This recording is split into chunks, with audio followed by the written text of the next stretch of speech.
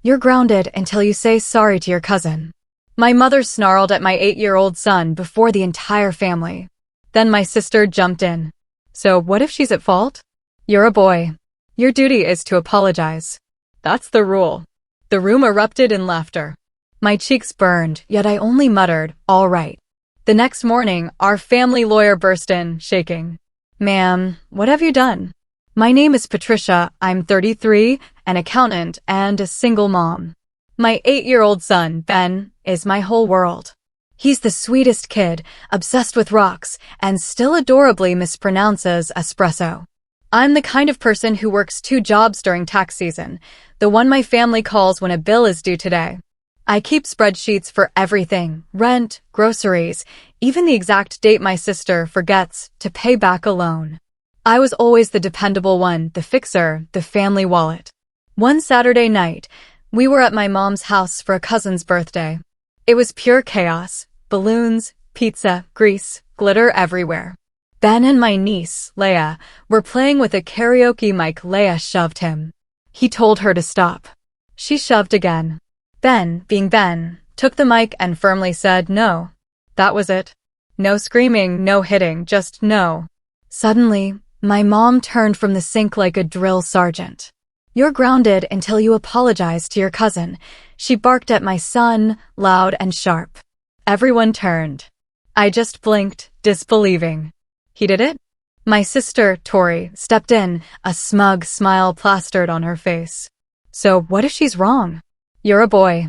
Your job is to apologize. That's the rule. Laughter. My uncles, aunts, even my grandmother chuckled, the kind of tiny laugh that screams, don't make a scene. Ben looked at me, his small hands twisting his shirt. My face burned. My jaw clicked. Not here. Not tonight. I swallowed down my rage and forced out, all right. 2 syllables, a truce, a surrender just to get through the night. Tori patted Ben's shoulder like she'd just solved world hunger. Go on, buddy. He mumbled sorry to the carpet.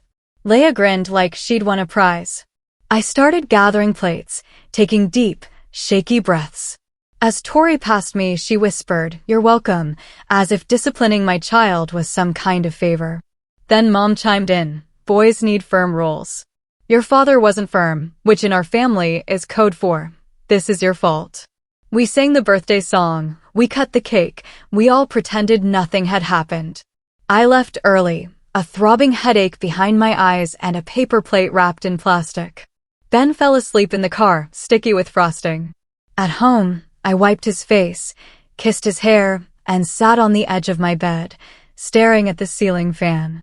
My chest felt like it had a seatbelt locked too tight, suffocating me. The next morning at 9:12 a.m., there was a knock. Not gentle, not family. I opened the door to our family lawyer, Mr. Haynes. He was in his usual gray suit, but his hands were shaking as he adjusted his tie. "Ma'am," he said, his voice strained, "what have you done?" I just stared. Done what? He closed his eyes for a second, bracing himself. "Patricia, your mother is at her kitchen table right now, filling out a transfer of interest form with your old power of attorney. She says you agreed last night after cake. Back up. For 4 years, I've been paying my mother's internet, just until the promotion ends. I covered Tori's car note when she missed 2 months because clients were slow. I bought school supplies for Leia when Tori declared, the list is insane this year. I paid the $900 surprise copay for Grandma's cataract surgery. I sent $50, $100, $300 into the family group chat like Band-Aids on a bucket with holes. Every time I tried to step back, Mom would say, you're the responsible one. God blessed you, so you can bless us. And when I dared to ask about the money I'd already given, she'd tilt her head. Why do you keep score, Patricia? Family doesn't keep score. Ben's dad, Evan, lives 6 hours away and is consistent only in his inconsistency. Child support is a coin flip. If it lands heads, it's late. If it lands tails, it bounces. So, I plan like he doesn't exist. I cook a lot of rice and eggs. I say no to dinners out. I say yes to every overtime shift I can possibly take. I want three things: a safe apartment, speech therapy that Ben actually enjoys, and enough savings so one flat tire doesn't end us. My family thinks I'm cold. Translation: I ask questions. Can you pay me back by the 15th? Why is the electric in my name when I don't live here? Who used my Amazon account to order a $289 blender labeled wellness investment? Tori's favorite response: you're so dramatic. Moms, don't talk to me like a bill collector. Last year, I'd let Mom use a limited power of attorney during my post-op recovery so she could sign a permit while I was on pain meds. It was one page, temporary, notarized with dates. It expired. I shredded my copy afterward and went back to work. Apparently, Mom did not. 2 weeks ago, I saw a charge on my credit report, a store card I didn't open. I froze my credit. I told Mom in the group chat. Tori replied with a laughing emoji and probably a glitch. Then Saturday happened. The whole boys must apologize lecture in front of everyone. A small thing, maybe, but it was the same rule they've used on me for years. You're the older one, apologize. You're the rich one, pay. You're the mother, absorb the hit. I went home feeling like someone had stuck gum under my ribs. And then Sunday morning, Mr. Haynes was at my door. He stepped into my apartment, careful not to trip over Ben's Lego base. Your mother called me at 8, he said, his voice flat. She asked me to witness a transfer of a minor participation share in your condo and pre-authorized a custodial account for Leia using your authority. She waved a power of attorney and said you agreed last night, after cake. He exhaled. Patricia, that power of attorney expired 2 years ago. And even if it hadn't, you never gave authority to move real property or open accounts. My stomach dropped. She's transferring my condo? Her words, it's still Patricia's, just in family. He grimaced. She also had a printed draft adding your son as an alternate beneficiary under a family trust, except it routes funds to an education account that lists Tori as custodian. I could hear my own pulse pounding in my ears. She's trying to put my kid's name on something to siphon money for Leia. He didn't answer. He didn't have to. My phone pinged. A text from Mom. Come sign these papers. Don't make it ugly. Mr. Haynes says it's fine. Another ping. Tori, think of the children, Patricia. Leia needs a better school. We all sacrifice. And then an even more infuriating one. Also, I'm taking the iPad back to my place since Ben barely uses it. It was mine. I bought it. Paid cash. The group chat lit up with aunts and cousins, heart emojis, proud of family teamwork, and one message that made my jaw lock, Uncle Ray. About time Patricia gave back. Gave back? I thought about last winter's night, driving Grandma to urgent care at 2 a.m. in a snowstorm while everyone else couldn't find parking. I thought about the $1,200 I wired Tori during her launch of a skincare line that turned into 2 boxes of unsold jars in Mom's garage. I thought about Ben's therapy schedule I had rearranged 3 times because Mom needed me right now to meet a cable tech. I called Mom. She answered on the first ring. Where are you? She snapped. Mr. Haynes is waiting. I'm at home, I said, my voice steady. We're not signing anything. Silence. Then a hiss. Don't start, Patricia. It's paperwork. We're family. You're so ungrateful. I'm not transferring my condo, and you're not opening accounts in my name. Tori jumped onto the call, probably on Mom's speaker. Why are you making a scene? Leia needs the deposit by Friday. You don't even like that condo. It's far from Ben's bus stop. It's a 10-minute walk, I corrected, my patience wearing thin. Whatever, she scoffed. You can rent somewhere smaller and cheaper. Then you'd finally learn what a budget feels like. She actually laughed. Mr. Haynes's voice floated in the background. Mrs. Navarro, the POA is invalid. Mom ignored him completely. Patricia, if you hang up, you're choosing a condo over your family. I hung up. 10 minutes later, a screenshot from Mom. The old POA. Poorly lit. Edges curled. My name and signature. Dates blurred in a photocopy. Caption. Valid until revoked. You never revoked. But I did. In writing. Emailed to her and to Mr. Haynes 2 years ago. I scrolled my sent folder, found it, and felt my hands steady. I forwarded it to the group chat with the subject line, revoked. May 6, 2023. I added, no more accounts, no more transfers, no more using my name. Torai replied with a single word, selfish. Mom, you owe us. And then, the ultimate gaslight, bring Ben over anyway. He's still grounded. I didn't plan a speech. I didn't print posters. I just showed up at Mom's house that afternoon with a folder and a calm I didn't recognize in my own voice. Everyone was there. Aunts, cousins, Tori with Leia glued to her hip. Ben stood behind me, clutching his little rock from the backyard like it was a talisman. Mom started, good. Sit. Sign. I stayed standing. No. The word felt new in my mouth. Solid. Tori rolled her eyes. Here we go. I opened the folder and laid out 4 pages on the table like cards. The POA revocation email with Mr. Haynes CC'd and his acknowledgement. A list of every transfer to Mom and Tori for the last 3 years with dates and amounts. A credit report showing the fraudulent store card inquiry, and a printout of the school's deposit form that Tori filled out listing me as guarantor without my consent. I didn't raise my voice. This stops now. Mom's face went cold. You wouldn't have anything if I hadn't watched Ben for free. I watched your grandson because you're his grandmother, I corrected, and I brought dinner every time, and I paid you. Tori laughed. Congrats on knowing how to open Excel, Patricia. You think that makes you in charge. Aunt Mara tried to soften it. We're family. Don't be so legal, Mr. Haynes, to his credit, cleared his throat. Mrs. Navarro, you cannot use that POA. It expired. If you proceed, you expose yourself to criminal liability. Mom waved him off. This is family, William. Don't be dramatic. I kept going. I've removed your access to my Amazon and grocery apps. The internet bill is in your name starting next cycle. I closed the joint checking account we opened when I was 19.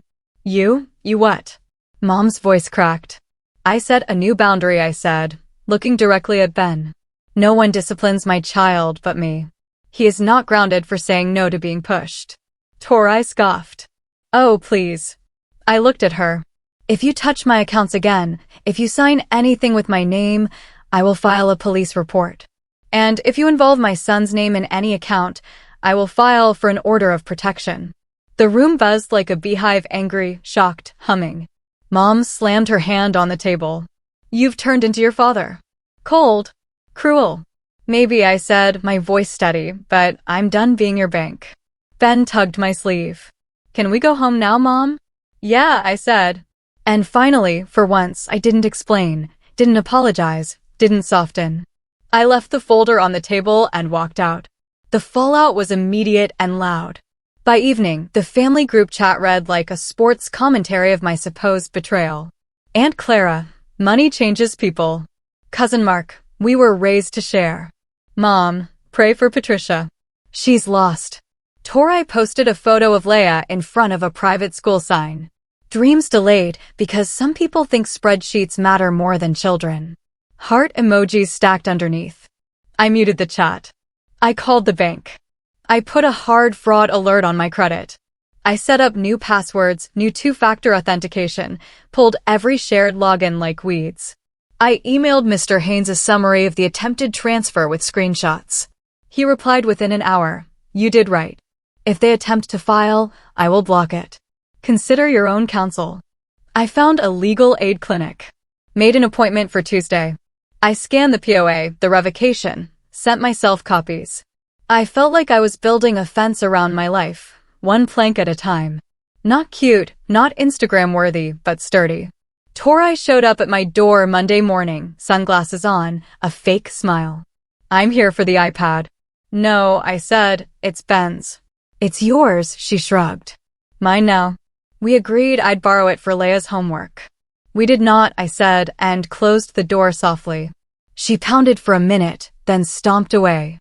10 minutes later, Mom texted, stealing from a child. You're disgusting. I didn't bother replying. At work, I told my manager I'd need a long lunch Tuesday for the legal aid clinic. She looked at me kindly. Take the time you need. I almost cried right there, because kindness felt foreign after 48 hours of guilt and noise. That night, Ben drew a picture. 3 stick figures, Me, him, and a black and white cat. He insists we will adopt one when we have a backyard. He wrote underneath it, "Home simple.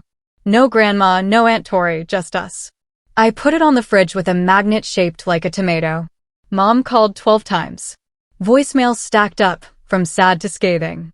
"You'll regret this. You're isolating your child. We are your family." Then a text, "You're cut off." I laughed out loud. Cut off from what? The bills I paid? The rides I gave? The debt I carried? Tuesday at the clinic, the lawyer, a woman my age with kind eyes and a tight bun, flipped through my folder. "You did great documentation," she explained. "We'll send a cease and desist regarding the POA and any use of your name. We'll also notify the school that no guarantee exists. If they attempt identity theft, we file police reports. As for your son, you control custody. Your mother can't discipline him or take him without consent." I exhaled a breath I didn't realize I'd been holding. "Thank you." She sat back. "One more thing. Boundaries will make them louder. Expect worse before better." She wasn't wrong. By Thursday, Mom had posted a Facebook essay about children who forget where they came from. Neighbors sent me screenshots. A cousin DM'd, "Is it true you took grandma's grocery money to buy yourself a new phone?" I sent back a single photo of my cracked screen, 3 generations old. Then I blocked him. Friday, Tori sent a voice message. "You turned Mr. Haynes against us. You think you're smart because you have documents, but guess what? Leia's admission committee thinks kids benefit from extended family. We'll see what they think when they hear you refuse to help your niece." I typed and erased 3 responses. Then I chose 4 words. "Do not contact me." Saturday morning. Quiet. No knocks, no buzzing phone. Ben and I walked to the park. He showed me his favorite climbing rock, the one with a sparkle in it, and said, "Look, Mama, galaxy." We got ice cream. We went to the library. He picked a graphic novel about a kid detective. I picked a boring budget book out of habit, then put it back because I didn't need another lecture. I needed sleep. That night, Mr. Haynes called. "They tried to file the condo transfer," he said. "Clerk rejected it for improper authority. I warned your mother again." He paused. "She told me you're brainwashed by strangers. I told her I would be withdrawing as family counsel if she persisted." He cleared his throat. "Patricia, I've known you since you were 13. This isn't about a condo." "I know," I said. "I'm sorry." When we hung up, I sat on the floor and sorted a box labeled "Someday." Old letters. Ben's baby socks. A photo of me at 19 holding a community college acceptance letter. Mom hugging me so tight my face was squished. She looked proud. Then somewhere along the way, proud turned into entitled, and entitled turned into ownership. My phone buzzed. A number I didn't know. I almost ignored it, then answered. "Hi," the voice said, hesitant. "It's Aunt Lena. I'm not picking sides, but I want you to know you're not crazy. Your mother did this to me once, with a car title. I didn't fight hard enough. I'm still paying for it." I swallowed. "Thanks for telling me. And if you need someone to watch Ben while you go to your appointment next week, I can help. No strings. I'll bring snacks he likes." She exhaled. "The strawberry ones." "The strawberry ones," I repeated, and felt the tiniest knot in my chest loosen. The next week looked like a life that finally belonged to me. Not easy, of course. The bills were still bills. I reworked my budget. I canceled the extra streaming service I'd kept for Mom. I called Ben's therapist and kept our slot anyway, because his smile after sessions is worth 10 canceled subscriptions. I set up automatic transfers to savings, even if small. I printed a photo of that rock galaxy and taped it above my desk. Mom sent one last text. "Return the family heirloom ring before you do something stupid." I stared at it, confused, then remembered a ring she swore 3 years ago she'd lost. Now it existed again because a narrative needed a villain. I didn't reply. I blocked her. I told the school that any pickup for Ben must be me or his therapist. I emailed it, handed it to the office, and wrote it in permanent marker on the emergency card. "No exceptions," I said to the secretary. She nodded, looked at me kindly, and said, "Got it." The quiet after a storm doesn't feel clean. It feels weird, like your ears are ringing, and you keep waiting for thunder. For a week, I flinched at every knock. I checked the peephole like a raccoon. I scrolled my phone too much, then put it in a drawer. Then life started to sound normal again. Ben practiced apologize in his own voice, not because he had to, but because he wanted to. After he bumped a kid at recess, he looked up at me and said, "Mom, I did it right." I ruffled his hair. "Yeah, you did." At work, my manager put a little plant on my desk with a sticky note. "Proud of you." I didn't tell her the story. I didn't need to. The plant was enough. Mr. Haynes sent a final email. "They've withdrawn the filings." No apology attached, no confession, just an end to that chapter. Good enough. Aunt Lena came over with strawberry snacks. She played Uno with Ben and let him win twice. When she left, she hugged me in the doorway. Quick, awkward. "You're doing the right thing," she said and hurried down the hall like she was afraid of being seen choosing me. Maybe that was the real shift. Not a courtroom victory, not a speech, just a small circle of people who don't ask me to prove I'm good before they're kind. I think about that night at Mom's table a lot. The laughter, the command, the room that expected me to bow my head and teach my son to bow his too. I think about how easily I could have kept doing it, paying, apologizing, swallowing. I could have kept buying peace in installments I can't afford. I won't. Here's my rule now: I don't apologize for existing. I don't pay for access to basic respect. I don't let anyone borrow my name, my credit, or my kid. If family means ownership, then it isn't family. It's a contract I never signed. Ben asked last night if he's still grounded. I laughed, surprised by how light it felt. "Nobody," I said. "You're free." He held up his rock. "Then can we go find another galaxy tomorrow?" "Yeah," I said. Tomorrow. And I meant it. I'm not the wallet anymore. I'm the mother, the boundary, the door that closes, and the lock that turns. It's not revenge. It's not a speech. It's a life. Finally ours. Have you ever faced a moment where you had to draw a clear line with your family, even if it meant risking everything? I'd really love to hear your stories in the comments.